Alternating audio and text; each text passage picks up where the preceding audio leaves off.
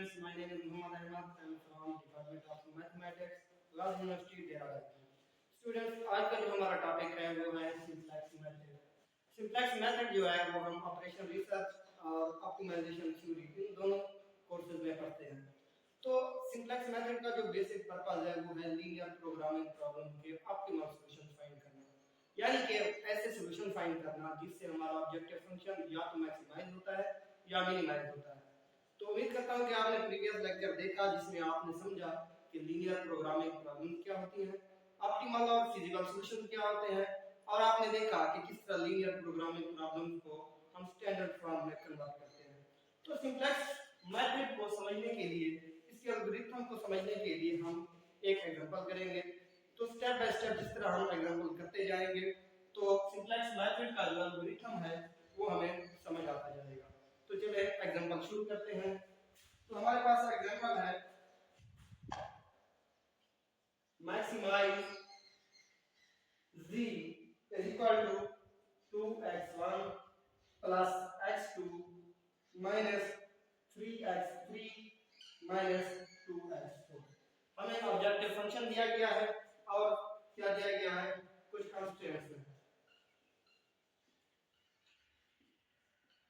कौन सी कंस्ट्रेंट्स हैं? First x1 plus 7x2 plus 7x4 less than equal to 46, और second जो इनवैलिड है 3x1 minus x2 plus x3 plus 2x4 और less than equal to 8। इसी तरह जो थर्ड इनवैलिड है 2x1 plus 3x2 minus x3 plus x4 less than equal to 10। Students, हमें एक ऑब्जेक्टिव फंक्शन दिया गया है और साथ में कुछ कंस्ट्रेंट्स दी गई हैं। हमें कहा गया है कि इस प्रॉब्लम का ऑप्टिमल सॉल्यूशन फाइंड करें, तो हम सिंप्लेक्स मेथड के जरिए चलते हैं, इसका ऑप्टिमल सॉल्यूशन फाइंड करते हैं। यहाँ पे हमें x1, x2, x3 और x4 जो है ये ग्रेटर देन इक्वल टू 0 दिया गया है।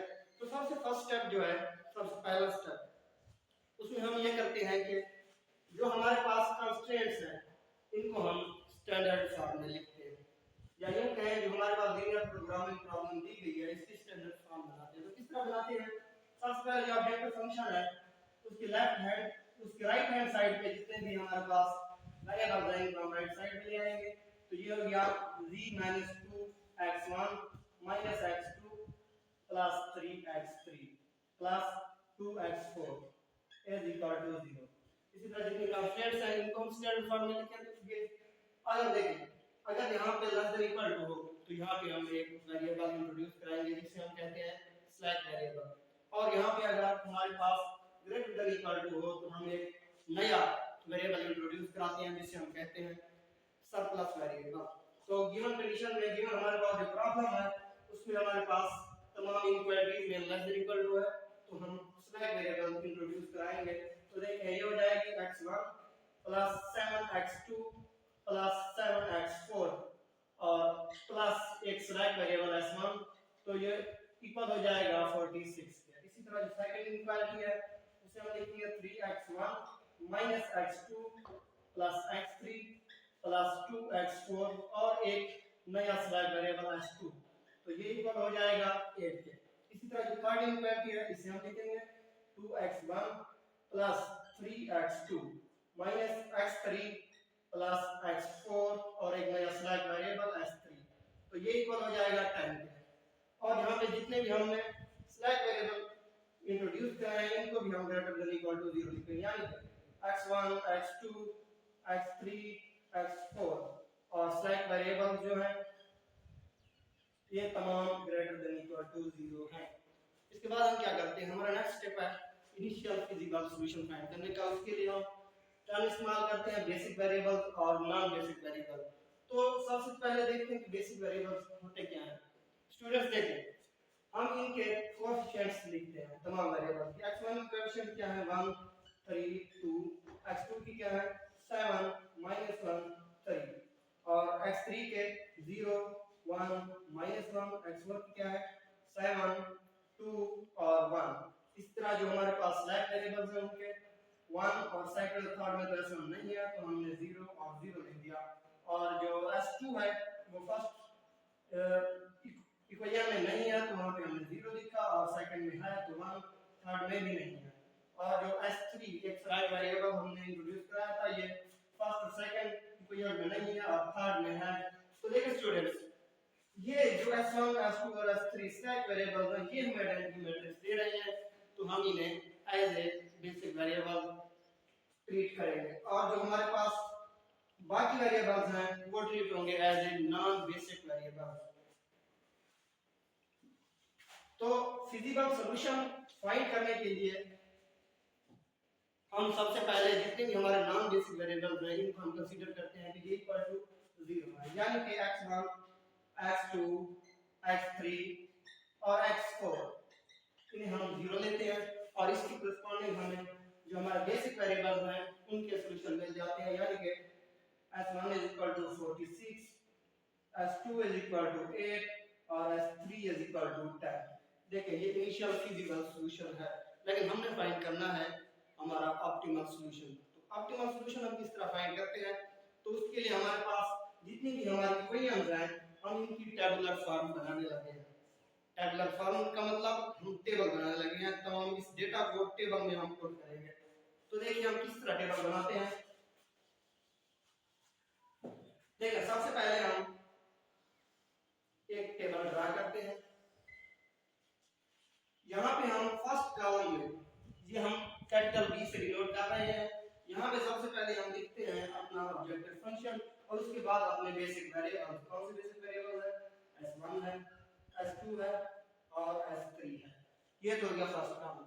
यहाँ पे क्या लिखा जाएगा, यहाँ पे हम लिखेंगे अपने तमाम वेरिएबल, चाहे बेसिक है या नॉन बेसिक है, तमाम लिखेंगे, यानी x1 x2 x3 x4 s1 s2 और s3 और एक कॉलम बनाएंगे जिसे हम कहते हैं सॉल्यूशन कॉलम। ठीक होगा स्टूडेंट्स। अच्छा इसके आगे क्या बनेगा, इसके आगे हम बनाते हैं रेशियो कॉलम। ये किस काम आते हैं आगे देखते हैं। ठीक हो गया। अब इनके जितने भी कोएफिशिएंट्स हमारी इक्वेशंस में है वो तमाम कोएफिशिएंट्स हम लिखेंगे। देखिए 0 में जो z के लिए इक्वेशन है उसमें हमारे साथ क्या कोएफिशिएंट है -2, s2 का -1, x3 का 3, x4 का 2, s1 s2 और s3 है नहीं तो इसकी जगह हम लिख रहे हैं 0। और सॉल्यूशन क्या होता है, सॉल्यूशन हमारे पास इक्वेशन के राइट हैंड साइड पे जो हमारा कांस्टेंट है असल में हमारा वो सॉल्यूशन होता है। तो 0 में हमारे पास है 0 तो हमने 0 लिख दिया। इसी तरह से s1 के लिए हम फर्स्ट इक्वेशन लेंगे जो हमारी कांस्टेंट में थी। तो देखिए इसमें क्या है, x1 का कोएफिशिएंट है 1, x2 का है 7, x3 तो है नहीं तो 0 लिखा, x4 का भी 7 है और s1 के लिए 1 और s2 और s3 तो है नहीं के लिए 0 लिखा और हमारे पास सॉल्यूशन है 46।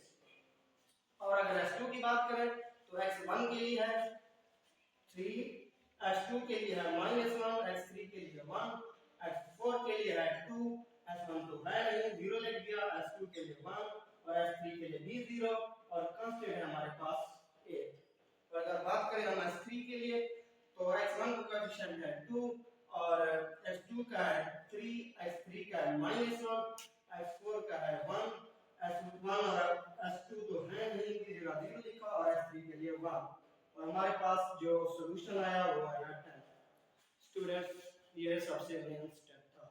अब इसके आगे क्या करना है, अब आगे हमने इसमें से अपने एंटरिंग वेरिएबल और लीविंग वेरिएबल को सिलेक्ट करना है।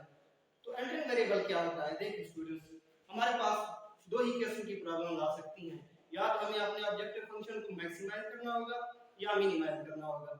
अगर हमें अपने ऑब्जेक्टिव फंक्शन को मैक्सिमाइज करने का कहा जाए जैसे कि हमारी गिवन प्रॉब्लम में दिया गया तो हमें क्या करना है, हमने करना ये है कि हमारे पास जो 0 है इसमें मोस्ट नेगेटिव एलिमेंट फाइंड करना है। देखिए इसमें मोस्ट नेगेटिव एलिमेंट क्या है -2। अगर हमें मिनिमाइज का केस मिल जाए कि ऑब्जेक्टिव फंक्शन को मिनिमाइज करें तो उसके लिए हम क्या करेंगे कि 0 के अंदर मोस्ट पॉजिटिव एलिमेंट फाइंड करेंगे, क्योंकि गिवन हमें मैक्सिमाइज है। तो देखिए मोस्ट नेगेटिव एलिमेंट है -2 तो इस कॉलम का जो वेरिएबल है वो होगा हमारा वेरिएबल। और इसके बाद हम क्या फाइंड करेंगे, उसके बाद हम फाइंड करेंगे अपना लीविंग वेरिएबल। तो हमारा लीविंग वेरिएबल किस तरह फाइंड किया जाता है? तो स्टूडेंट्स हम एक रेशियो कॉलम बना करते हैं। ये रेशियो किन एलिमेंट्स की होती है? सॉल्यूशन के अंदर जितने भी एलिमेंट्स हैं उसके करस्पॉन्डिंग जो हमारे पास एंटरिंग वेरिएबल आया इसके कॉलम के एलिमेंट्स की हम रेशियो निकालेंगे। तो चलते हैं रेशियो निकालते हैं। तो 0 के एलिमेंट्स के रेशियो नहीं निकालते तो बाकी जितने भी एलिमेंट्स हैं इनकी रेशियो। तो ये आ गया 46 हुआ 1 यानी कि 46, और ये आ गया 8 हुआ 3, और ये आ गया 10 हुआ 2 यानी कि 5। स्टूडेंट्स इसके बाद ये करना है कि रेशियो कॉलम में हमने चाहे आपके पास मैक्सिमाइज तक रेशियो या मिनिमाइज तक प्रोसेस एक ही होगा। हम रेशियो कॉलम में लीस्ट पॉजिटिव एंट्री देखेंगे, लीस्ट पॉजिटिव एलिमेंट्स देखेंगे। तो लीस्ट पॉजिटिव एलिमेंट कौन सा है? तो इनके करस्पॉन्डिंग हमारा 3 हुआ 8 और 3 जो है वो लीस्ट पॉजिटिव एलिमेंट है। अच्छा अब क्या करेंगे, अब हम लीस्ट पॉजिटिव एलिमेंट की रो को लेके चलेंगे कहां तक?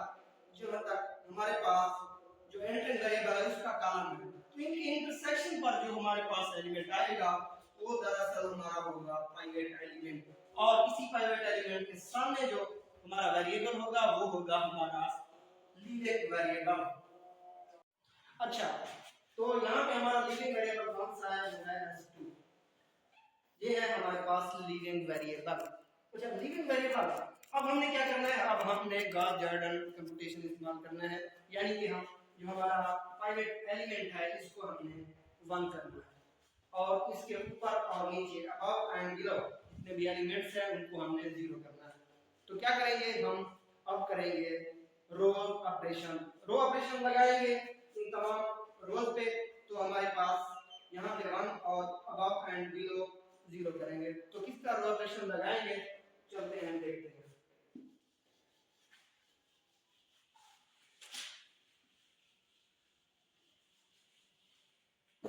स्टूडेंट्स यहाँ पे 1 करने के लिए अगर हम अपनी इस रो को, इसे हम लीडिंग रो भी कहते हैं, इसे अगर 1/3 से डिवाइड कर दे तो हम यहाँ पे 1 ला सकते हैं।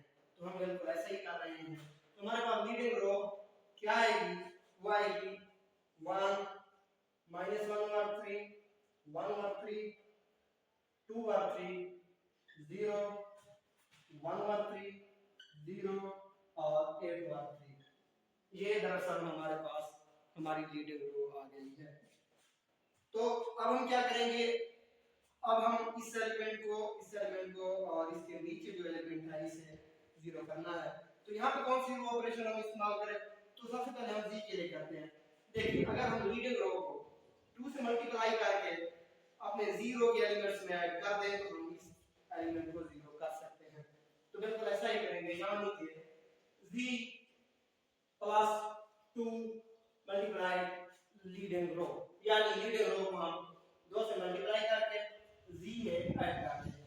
तो देखिए क्या आ गया, -2 प्लस 2 into 1 -1 प्लस 2 into -1 हुआ 3 प्लस 2 into 1 हुआ 3 2 प्लस 3 into 2 हुआ 3 0 प्लस 2 into 0 0 प्लस 2 into 1 हुआ 3 और 0 प्लस 2 into 0 और 0 प्लस 2 into 8 हुआ 3।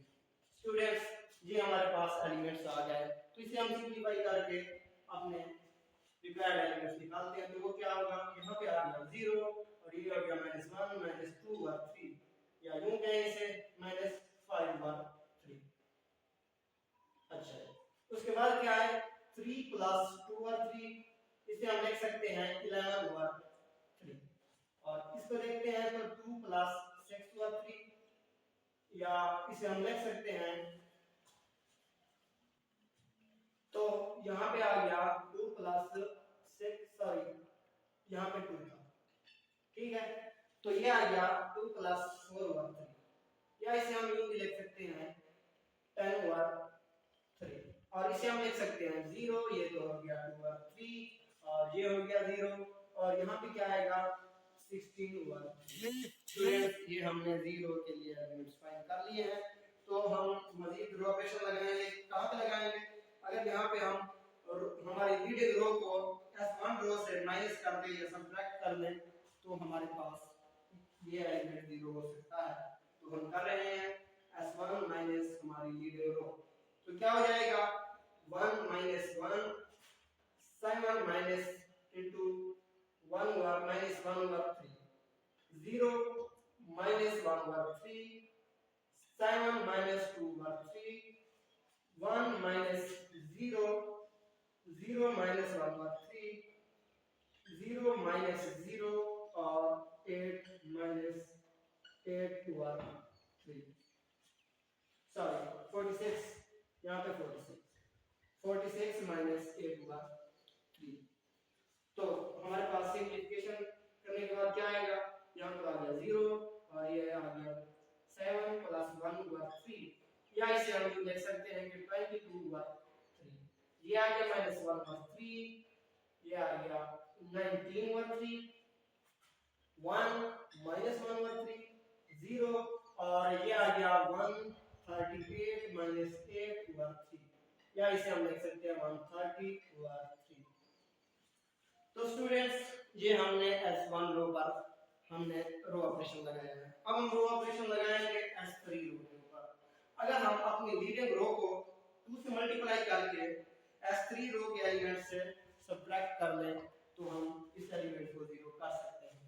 तो करने लगे हैं S3 minus 2 into लीडिंग रो, तो क्या होगा 2 minus 2 into 1 3 minus 2 into minus 1 over 3 minus 1 minus 2 into 1 over 3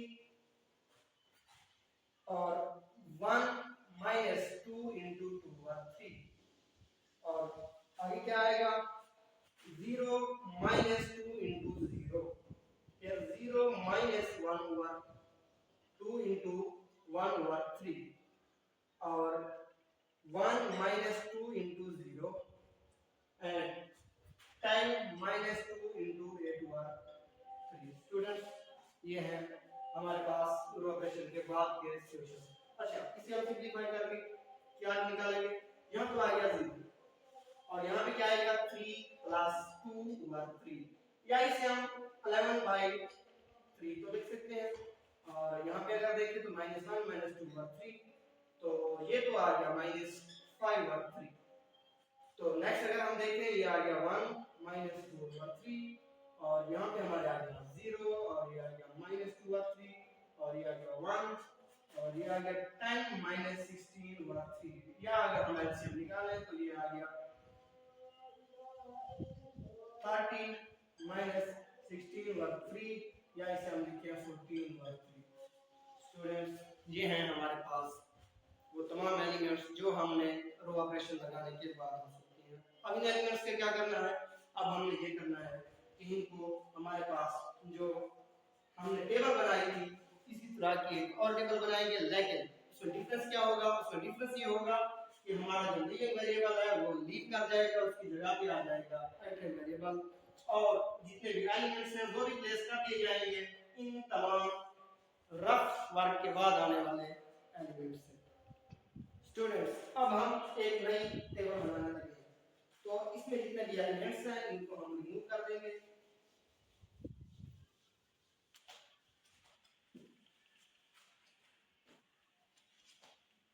अब क्या डिफरेंस आएगा?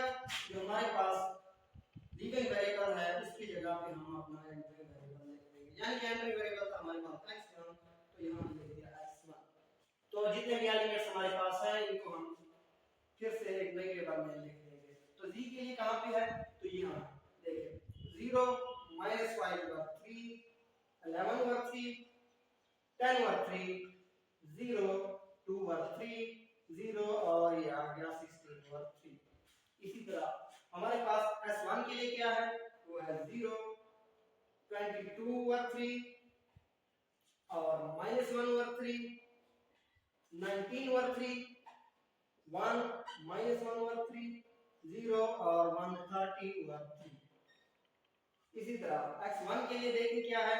x1 में असल में s2 था तो हम s2 को देखेंगे, ठीक है, यानी कि हमारी लीविंग लीडर रो हमारे पास क्या है 1 माइनस 1 और 3 1 और 3 2 और 3 0 1 और 3 0 और 1 और 3।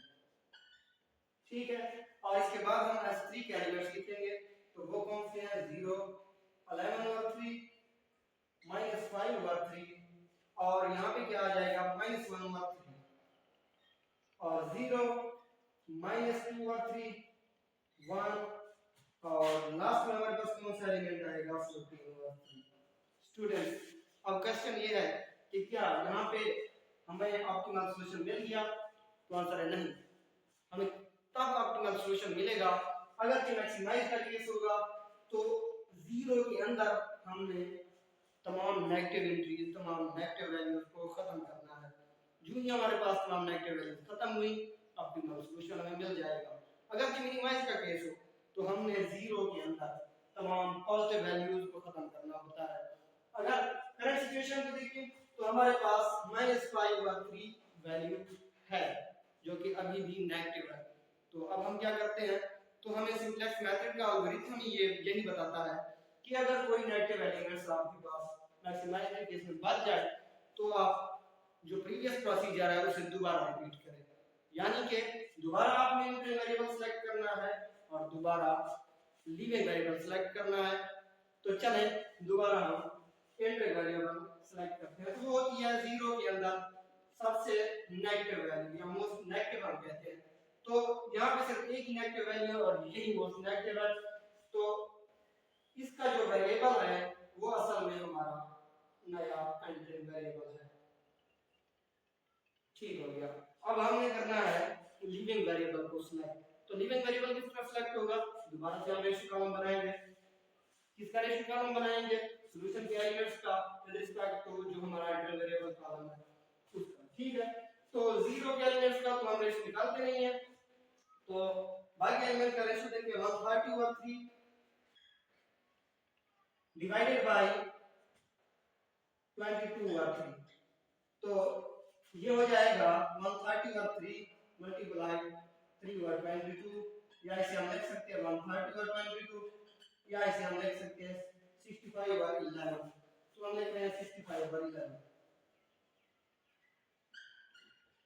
अच्छा, अगर हम देखें नेक्स्ट एलिमेंट तो ये हो जाएगा 8 और 3 डिवाइडेड बाय -1 और 3, तो ये हो गया -8 और 14 और 3 डिवाइडेड बाय 11 और 3, तो ये हो जाएगा 14 और 11। ठीक हो गया, ये है 14 और 11। अब हमने क्या करना होता है, अब हमने करना होता है रेशियो कॉलम के अंदर लीस्ट पॉजिटिव एंट्री। तो हम अगर कहें कि ये जो नेगेटिव -8 है ये लीस्ट पॉजिटिव, तो नहीं, नेगेटिव एलिमेंट्स को कुछ नहीं करना, हमने पॉजिटिव के करस्पॉन्डिंग लीस्ट पॉजिटिव एलिमेंट ढूंढना है। तो हमारे पास दो ही पॉजिटिव नंबर हैं, तो इनमें लीस्ट पॉजिटिव कौन सा है, डेफिनेटली 14 और 11। तो अब हम क्या करेंगे, तो इनके इंटरसेक्शन पर हमारा जो नॉन जीरो एलिमेंट होगा वो हमारा पाइवट एलिमेंट होगा, यानी कि हमारा पाइवट एलिमेंट है 11 और 3। तो पाइवट एलिमेंट ये होगा क्योंकि ये जो एंटी वेरिएबल है उसके कॉलम और हमारा लीस्ट पॉजिटिव एलिमेंट की जो रो है उसके इंटरसेक्शन पर मौजूद है। तो हमारे पास लीविंग वेरिएबल कौन सा हुआ, तो लीविंग वेरिएबल हुआ S3। असल में S3 हमारा लीविंग वेरिएबल है।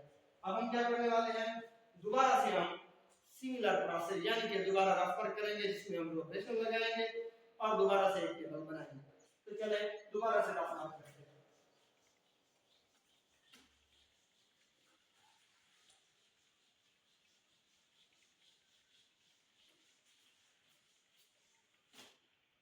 स्टूडेंट्स, अगर हमने इस एलिमेंट को अपने पाइवट एलिमेंट को 1 बनाना है तो डेफिनेटली हम क्या करेंगे, 3 और 11 से मल्टीप्लाई कर देंगे। तो हमारे पास लीडिंग रो क्या आ जाएगी, S3 या लीडिंग रो वो आ जाएगी 0 1 -5 और 11 -1 और 11 0 -2 और 11 3 और 11 और लास्ट में हमारे पास क्या आ जाएगी 14 और 11। ये तो आ गई हमारे पास लीडिंग रो। अब रो ऑपरेशन कहाँ लगाना है, तो तमाम जो हमारे पास पाइवट एलिमेंट के अबव एलिमेंट्स हैं इनको 0 बनाना है। तो इनके लिए कौन कौन सी हम रो ऑपरेशन लगाए देखिए। अगर हम अपनी लीडिंग रो को 1 और 3 से मल्टीप्लाई करके हमारे पास x1 की रो में ऐड कर दें तो हम इस एलिमेंट को जीरो कर सकते हैं।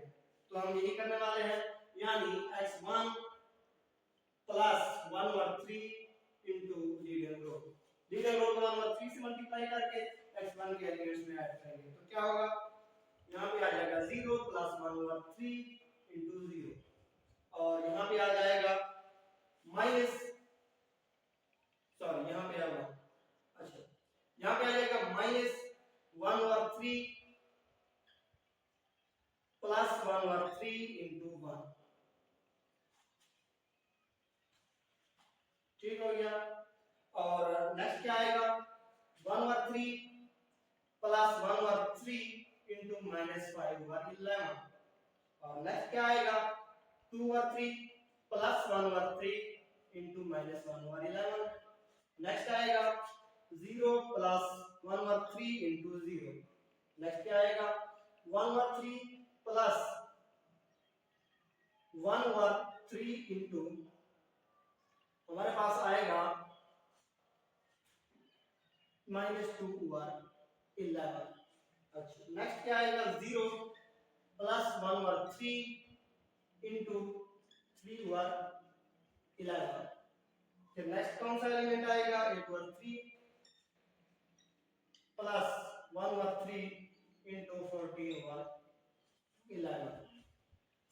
अच्छा अब हम सिंपलीफिकेशन करते हैं तो यहाँ पे आ जाएगा 1 और यहाँ पे आ गया 0 और 1 और 3 माइनस 5 और 33। तो जब हम एलसीएम निकालेंगे तो ये आ जाएगा 33, यहाँ पे आएगा 11 माइनस 5 6 और 33, या इसे हम रख सकते हैं 2 और 11। तो हम इसकी जगह लिखेंगे 2 और 11। तो नेक्स्ट एलिमेंट क्या आएगा 2 और 3 माइनस 1 और 33, या अगर हम इसका एलसीएम निकालें तो ये आ जाएगा 22 माइनस 1 या 21 और 33, या इसे हम देख सकते हैं 7 और 11। हम लिख देंगे 7 और 11।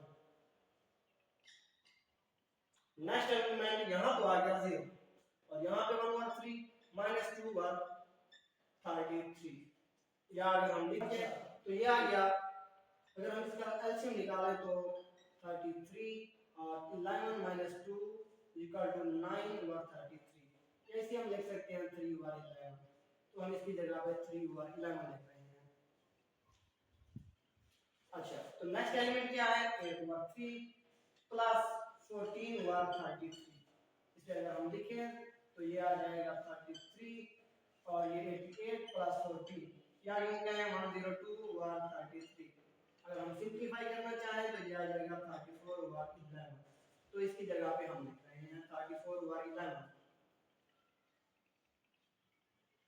अच्छा तो नेक्स्ट हम क्या करने वाले हैं, देखिए अगर हम अपनी लीडिंग रो को 22 और 3 से मल्टीप्लाई करके और सब्ट्रैक्ट कर दें हम S1 रो के एलिमेंट्स से, तो हम इस एलिमेंट को 0 कर सकते हैं।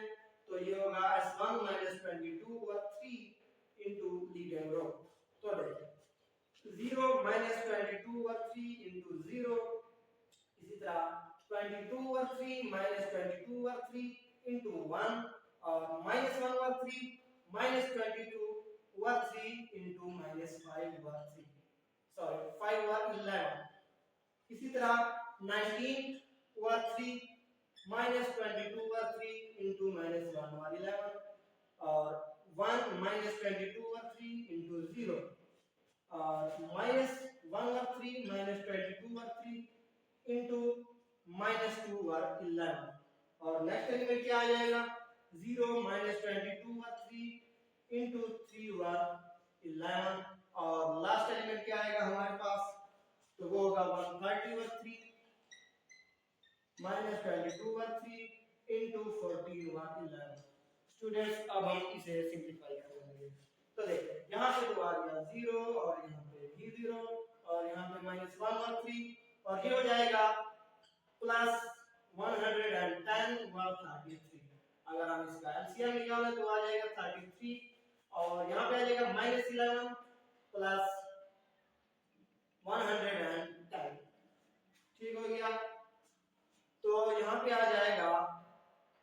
9 हुआ 33, या इसे हम लिख सकते हैं 3, तो इसकी जगह पे हम लिखेंगे 3। तो नेक्स्ट अगर हम देखें तो 19 हुआ 3 प्लस 22 हुआ 33। स्टूडेंट्स अगर हम इसका एलसीएम निकालें तो आ जाएगा 33, और 11 को अगर 19 से मल्टीप्लाई करें तो ये आ जाएगा 209 प्लस 22। तो ये हमारे पास आ जाएगा 231 हुआ 33। अगर हम इसे मजीद सिंपलीफाई करें तो हम क्या लिख सकते हैं इसे, हम इसे लिख सकते हैं 77 हुआ 11, या इसे हम लिख सकते हैं 7, तो इसकी जगह पे हम लिखने लगे हैं 7। अच्छा नेक्स्ट टर्म क्या है, ये तो आ गई 1, और यहाँ पे अगर हम देखें -1 हुआ 3 माइनस माइनस प्लस, और ये आ गया 44 हुआ 33। तो यहाँ पे आ जाएगा 33 और -11 प्लस 44, ये आ गया 33 हुआ 33, या स्टूडेंट इसकी जगह पे हम लिख सकते हैं 1, तो इसकी जगह पे हम लिख रहे हैं 1। अगर इस टर्म को देखें तो ये आ जाएगी 3 से कैंसिल हो जाएगा, और 11 और यहाँ पे आ जाएगा -2, तो इस जगह पे हम लिख रहे हैं -2। और अब हमारे पास लास्ट टर्म है, इसे हम किस तरह सिंपलीफाई करेंगे, 130 और 3 माइनस, अगर 22 को हम 14 से मल्टीप्लाई करें तो ये आ जाएगा 308 हुआ 33। स्टूडेंट इसका अगर हम एलसीएम निकालें तो आ गया 33, और अगर हम 11 को 130 से मल्टीप्लाई करें तो ये आ जाएगा 1430 और -308, तो ये क्या आ जाएगा 11 22 और 33। स्टूडेंट्स अगर हम 1122 को डिवाइड करें 33 पर तो हमारे पास आता है 34। तो इस तमाम सॉल्यूशन के बाद हम लिख देंगे 34। स्टूडेंट्स हमारे पास अब लास्ट रो बच गई है, वो है हमारे पास 0। अब 0 के लिए कौन सी लेंगे, हम रो ऑपरेशन इस्तेमाल करेंगे। तो हम कर सकते हैं कि अगर हम लीडिंग रो को 5 और 3 से मल्टीप्लाई करके 0 के एलिमेंट्स में ऐड कर दें तो हम इस टर्म को भी 0 बना सकते हैं। तो चले करते हैं, ये खड़ा है।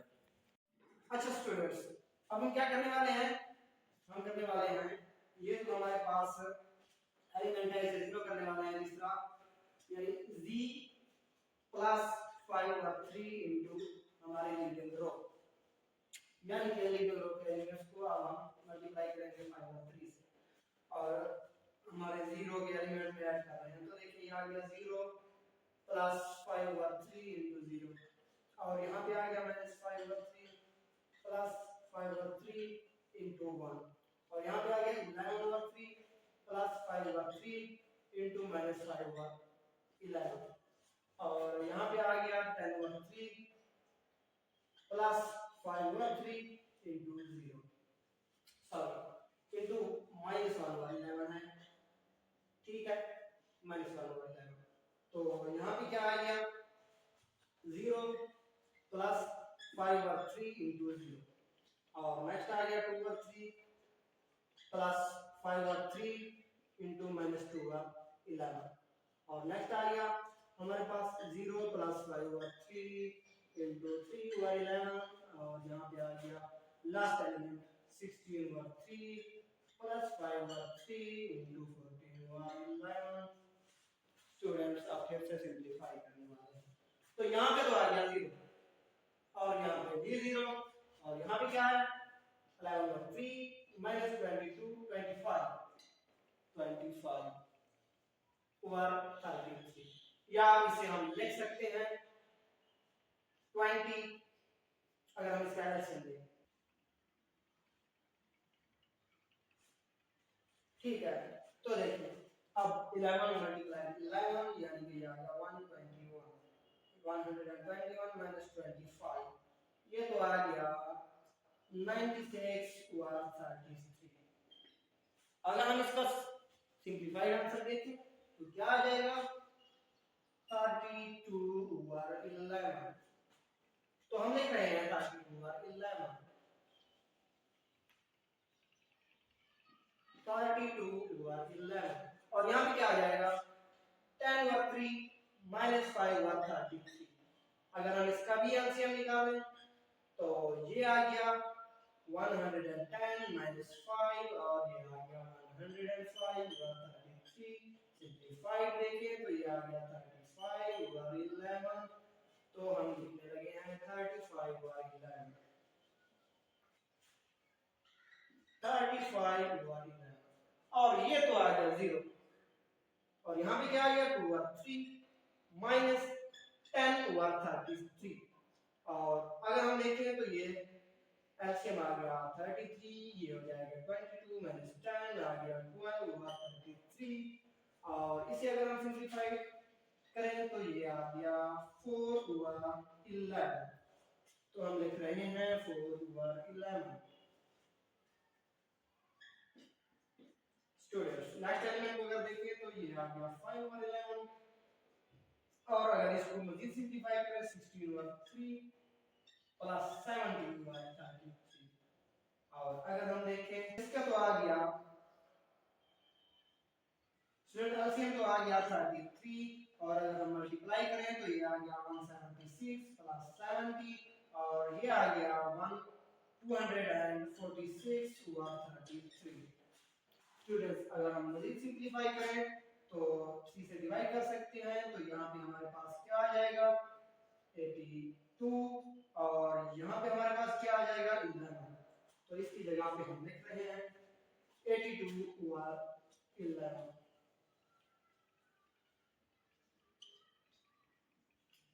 ठीक है स्टूडेंट अब हमने क्या करना है अब हमने इन तमाम एलिमेंट्स को दोबारा एक नई टेबल में पुट करना है क्या डिफरेंस होगा डिफरेंस यही होगा कि हमारा यूनिटरी वेरिएबल है वो हमारे लिविंग वेरिएबल की जगह पे आ जाएगा यानी कि अब हम s3 की जगह पे लिख देंगे s2 ठीक हो गया और जितने भी एलिमेंट्स हैं इनकी जगह पे नए एलिमेंट्स आ जाएंगे तो देखिए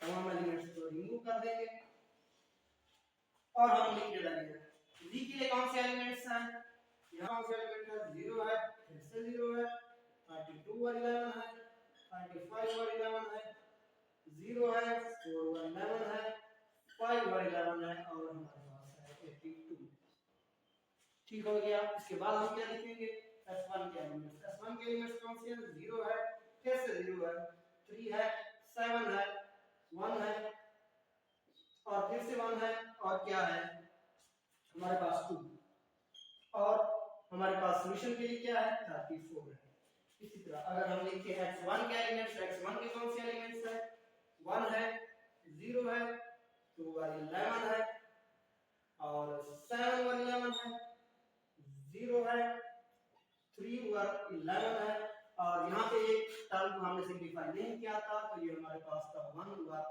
11 ठीक हो गया तो यहाँ पे हमारे पास है 1 और 11 और हमारे पास कांस्टेंट के लिए क्या है 34 और 11 अब हमारे पास लास्ट रो है तो हमारे पास है s2 यानी कि हमारे पास जो लीडिंग रो थी तो वो हमारे पास क्या है 0 हो गया 1 हो गया -5 और 11 -1 और 11 और आ गया यहाँ पे 0 -2 और 11 3 और 11 और लास्ट में आ गया 14 और 11 स्टूडेंट्स क्या इसके आगे क्या करना है तो देखिए इसके आगे कुछ भी नहीं करना क्योंकि हमारा जो काम था हमने मैक्सिमाइज के केस में 0 के अंदर जितने भी हमारे पास नेगेटिव टर्म थी उनको खत्म करना था तो अल्हम्दुलिल्लाह हमने तमाम नेगेटिव टर्म्स को खत्म कर दिया तो अब हमारे पास ऑप्टिमल सॉल्यूशन कौन सा है तो देखिए स्टूडेंट्स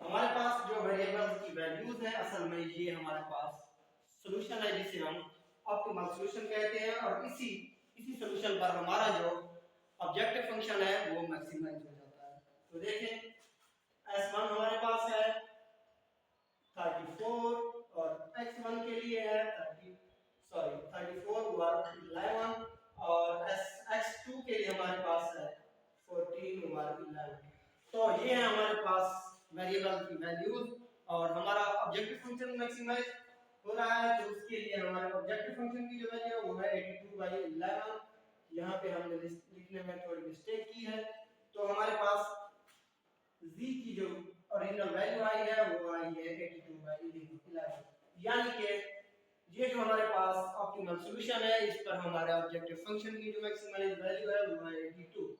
स्टूडेंट्स बिल्कुल एहतियात के साथ इसकी जितना भी रफ वर्क है उसे एहतियात के साथ करना है। अच्छा स्टूडेंट्स, उम्मीद है कि आपको सिंप्लेक्स मेथड समझ आ चुका होगा। अगर नहीं आया तो आप वीडियो को दूसरी बार भी देखें, इतना मुश्किल नहीं है, एल्गोरिथम तो इसका बिल्कुल सिंपल है। हाँ, जो इसकी रफ वर्क है वो थोड़ा कॉम्प्लेक्स है, यानी कि यूज तो वहां पे बेसिक अरिथमेटिक्स का है, लेकिन क्योंकि वर्क ज्यादा है तो आपसे मिस्टेक्स हो सकती हैं।